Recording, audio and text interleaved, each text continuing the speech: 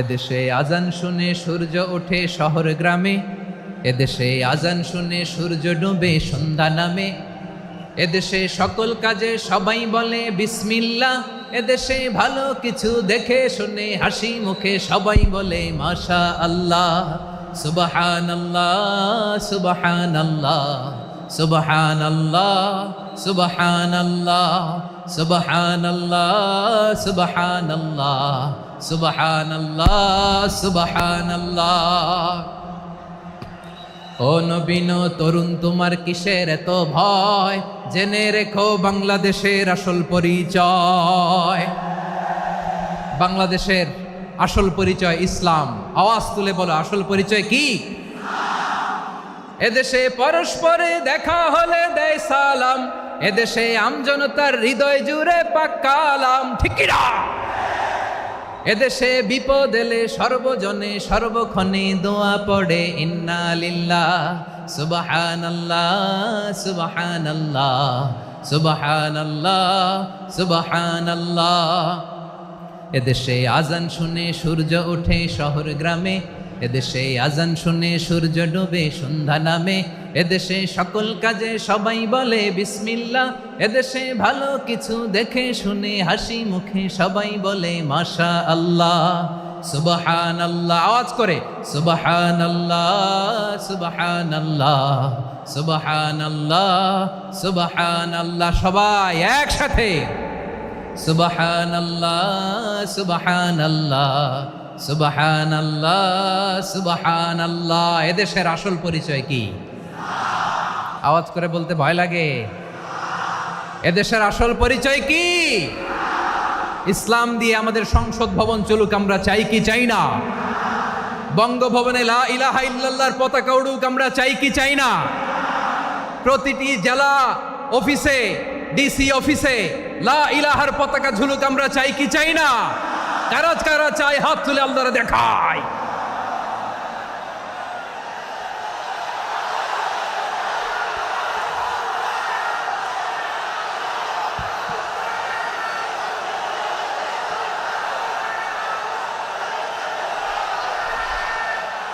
মাশাআল্লাহ মাশাআল্লাহ মাশাআল্লাহ মাশাআল্লাহ। যশোর, আওয়াজ করে বলো, ভালো মানুষ না খারাপ মানুষ? বুঝে বলছে তো? মানুষ ভালো হলে যে কত ভালো। এই মানুষকে যত্ন নিলে, মানুষকে মানুষ বানালে যে সে কি হতে পারে শুনবা? হ্যাঁ, নাকি মোনাজাত দিয়ে দিব? শুনবা? আবু মাহজুরা রাদিয়াল্লাহু তাআলা আনহু, মক্কার মুয়াজ্জিন, আগে ছিল মুশরিক, পরে হয়েছে মুমিন। উনি কিভাবে মুমিন হইলেন এই ঘটনাটা একটু আপনাদের শোনাতে চাই। তা আপনাদের তো সময় নাই হাতে, হ্যাঁ সময় আছে? এই যে এই জেনজি শেষ করে দিল আজকের প্রোগ্রামটা। 1 ঘন্টা ধাক্কা ধাক্কি করে কেমনে দাঁড়ায় আছে আমি বুঝলাম না।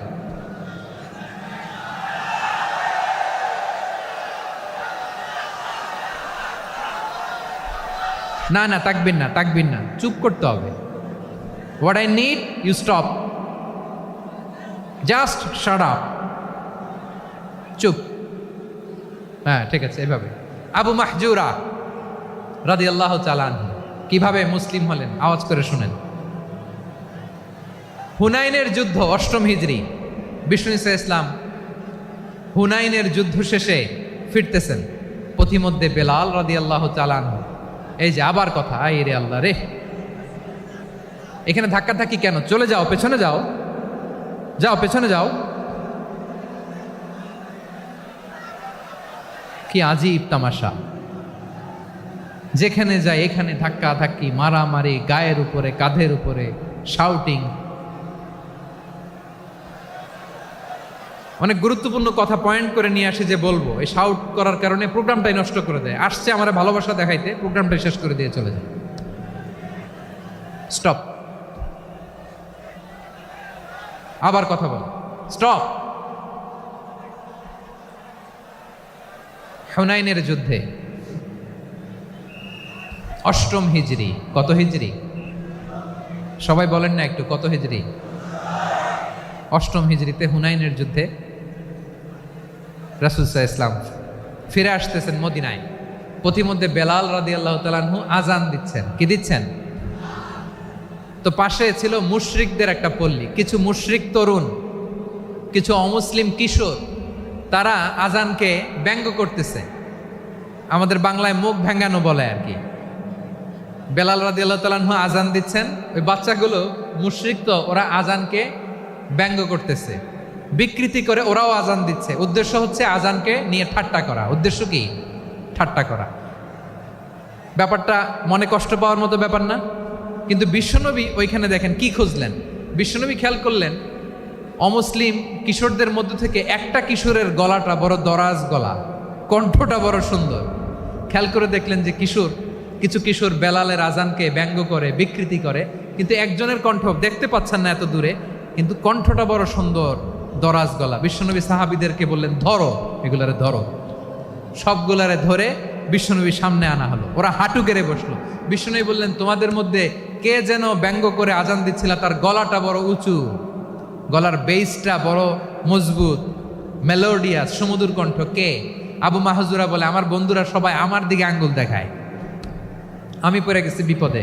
রাসূল সাল্লাল্লাহু আলাইহি ওয়াসাল্লাম বাকি অমুসলিম তরুণদেরকে ছেড়ে দিলেন, বললেন তোমরা যাও। এবার আবু মাহজুরারে পাইছে। আবু মাহজুরার চুলের মধ্যে হাত দিলেন বিশ্বনবী, মাথায় হাত দিয়ে বললেন, এবার আজান দাও দেখি। আবু মাহজুরা বলে, আমি তো আজান দিতে জানি না, কারণ আমি তো বেলালেরটা শুইনা দিছি, আমার তো মুখস্থ নাই, আমি তো আজান দিতে জানি না। বিশ্বনবী বললেন, জানো না? তাহলে আসো, আমি তোমারে শিখাই দেই। সুবহানাল্লাহ পড়ে। আবু মাহজুরা হাঁটু গেড়ে বসে, বিশ্বনবীর মোবারক হাত আবু মাহজুরার চুলের মধ্যে। বিশ্বনবী আজানের মুআল্লিম আবু মাহজুরাকে বলতেছে, ঠিক আছে তোমারে শিখাই দিচ্ছি, আমি যা যা বলবো আমার সাথে সাথে বলো, পারবা? আবু মাহজুরা বলে, পারবো। বিশ্বনবী আজান দিচ্ছেন মাথায় হাত দিয়ে, আল্লাহু আকবার, আল্লাহু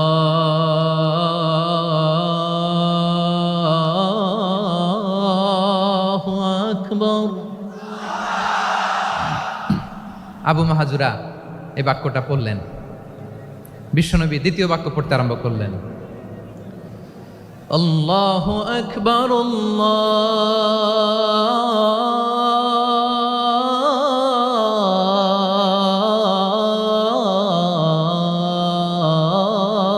আল্লাহু আকবার। আবু মাহজুরা এই বাক্যটাও বললেন। বিশ্বনবী আবু মাহজুরার মাথার মধ্যে হাত দিয়ে তৃতীয় বাক্য বললেন, আশহাদু আল্লা ইলাহা ইল্লাল্লাহ,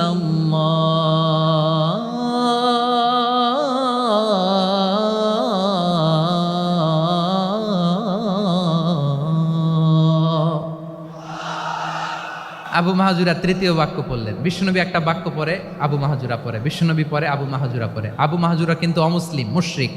আবু মাহজুরা বলে, এক একটা বাক্য পড়ি আমার কলিজাটা গলে ঠান্ডা হয়ে যায়। এতদিন মোহাম্মদকে গালি দিতাম, এখন মোহাম্মদ আমার মাথায় যখন হাত রাখছে আমার সারা শরীর ঠান্ডা হয়ে গেছে।